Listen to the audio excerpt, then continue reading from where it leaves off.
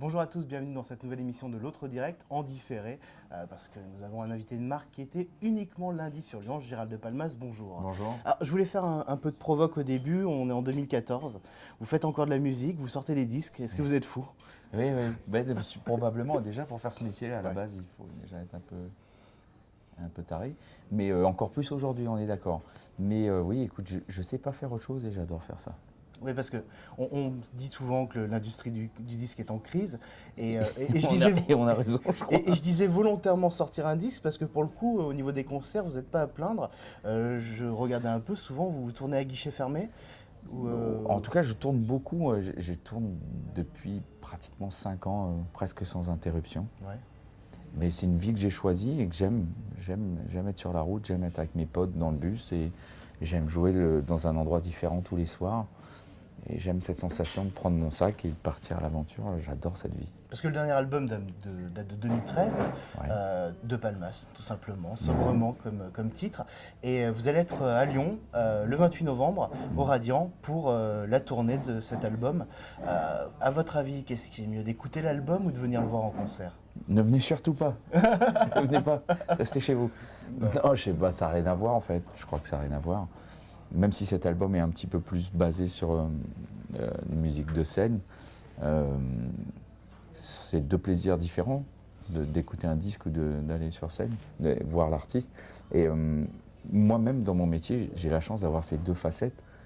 Être en studio d'enregistrement ou être sur scène, c'est deux métiers différents et qui sont avec des joies et des plaisirs différents, c'est génial. Et pour le coup, vous avez trouvé un petit peu je regardais ce que vous écriviez sur votre album, un parti pris qui est d'enregistrer l'album presque dans les conditions du direct. C'était pas presque, c'était Ouais, vraiment.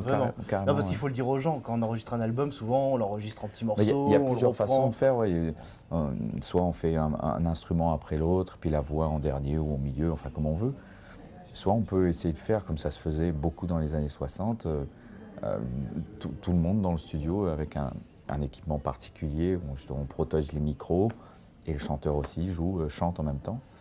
Bah, ça crée une dynamique qui est différente, ça crée une énergie qui est différente et surtout ça crée une espèce d'urgence d'y arriver tous en même temps. Ouais, parce qu'il n'y a pas le droit à l'erreur. Si on veut Il y a le morceau- moins le droit, on peut Ouais, toujours on peut bidouiller toujours, un peu, mais c'est quand même...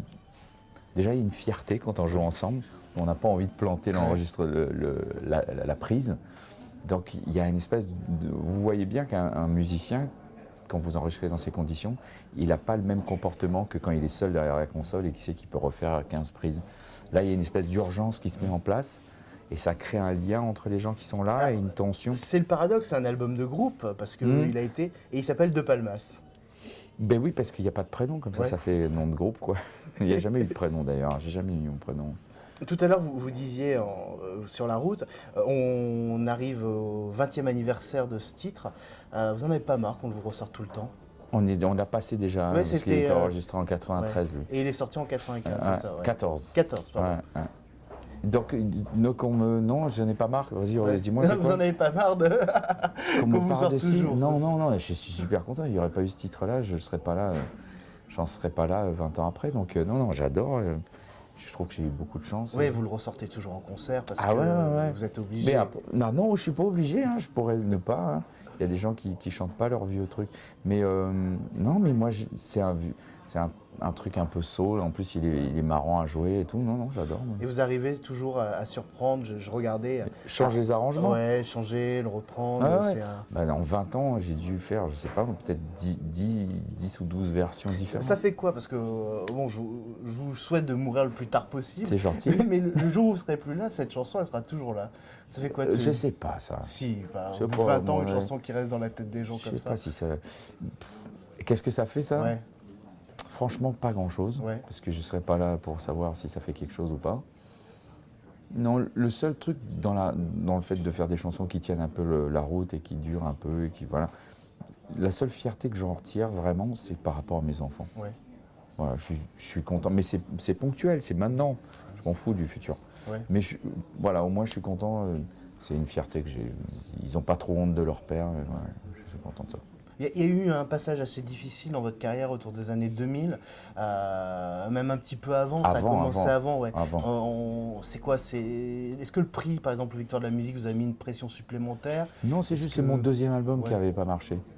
Mais en fait, non, je suis parti sur un truc complètement différent.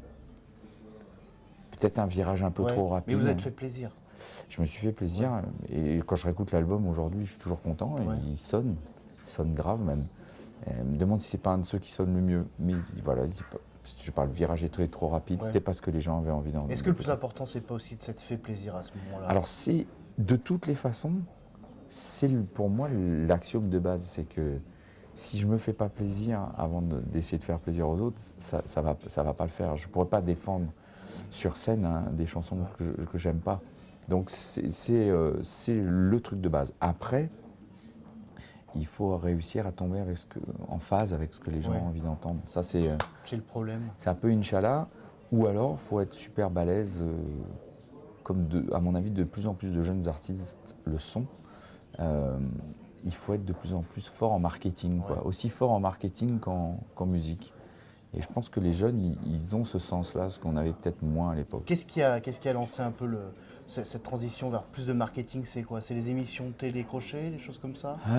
On se retrouve déjà sur les feux des projecteurs alors qu'on n'a rien sorti Non, je pense que c'est vachement Internet aussi qui fait que les jeunes, je pense, les gamins, ils sont plus sensibles à l'environnement dans lequel ils vont présenter leur truc, quoi. Et alors, faut faire gaffe parce que le penchant dangereux de ce fait d'être fort en marketing, c'est qu'on peut faire plus de forme que de fond au bout d'un moment.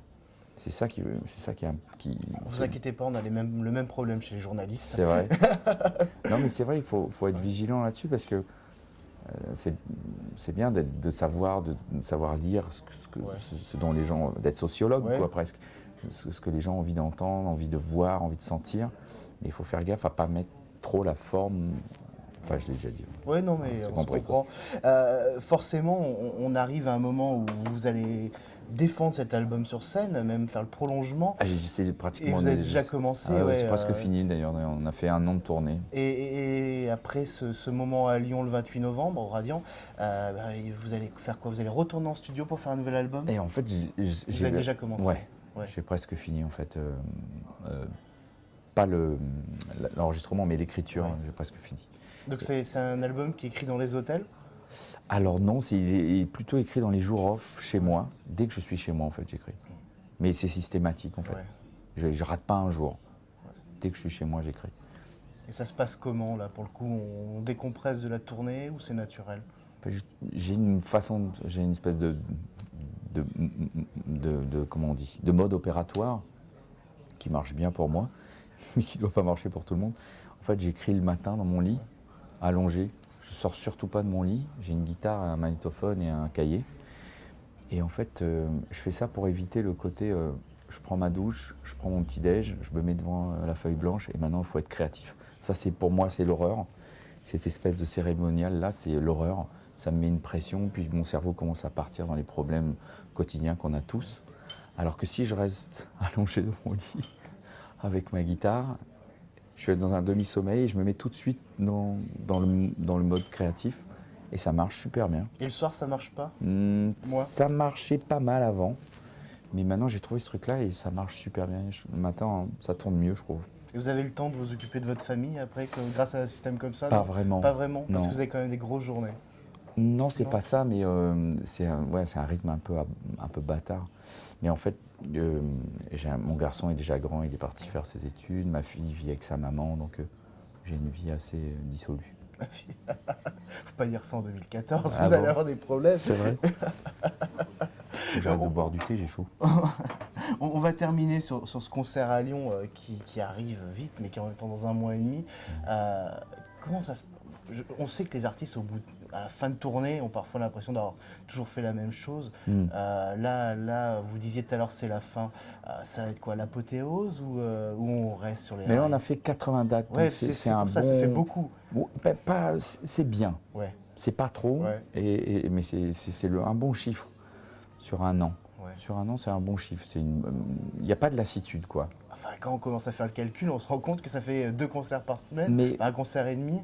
ouais, ça passe pas comme ça. Généralement, c'est plutôt 4 par semaine et puis après, on a des breaks. Mais non, mais moi, j'adore. C'est un truc que j'ai choisi. Qu'est-ce qui vous fait tenir? Ben, l'envie. Ouais, l'envie. Ah ouais, si on n'a plus envie, c'est là, on ne tient pas. Ouais. C'est là, on se fait mal. C'est là, on s'abîme. Donc c'est vraiment le côté c'est la scène. On revient sur ce qu'on et on termine la boucle. Tout à l'heure, je vous disais, vous sortez encore des CD en 2014, mais le CD est là pour avoir de la musique, mais le concert, c'est au final, c'est ce que vous aimez le plus, non? En ce moment, ça dépend. J'ai eu des périodes différentes dans ma carrière. Mais en tout cas, on le sent. Je veux dire que vu d'extérieur, on a vraiment l'impression que c'est le moment c'est ça. Faites plaisir. Depuis une dizaine d'années, c'est ce que je fais le plus. Je fais plus de scènes que de studio. Et donc forcément moins d'albums. Et là, on se retrouve avec un album qui sort en 2013 et un autre qui va sortir 2015-2016. 2015. 2015, donc on est sur deux. Non, là j'ai fait vite, deux dates rapprochées, ouais. Donc ça veut dire qu'on est sur une fin de cycle, on en commence à nouveau? Je sais pas, j'avais envie, j'avais besoin, j'avais envie d'écrire une nouvelle. J'ai écouté des trucs qui me plaisent, qui me donnent envie de faire de la musique. Ouais. Donc un artiste qui marche à l'envie, à la passion. Ben, ça marche que comme ça. Et c'est comme ça qu'on tient en 2014. Exactement. Eh ben, merci Gérald de Palmas. Je t'en prie. Merci à vous. À très bientôt. Et puis Gérald de Palmas à Lyon, donc ça sera le 28 novembre au Radiant. J'espère que vous tournerez à guichet fermé pour ces derniers jours. Puis ça permettra de venir voir un artiste qui se fait plaisir et le plaisir sera partagé. J'espère. À bientôt, merci. Merci.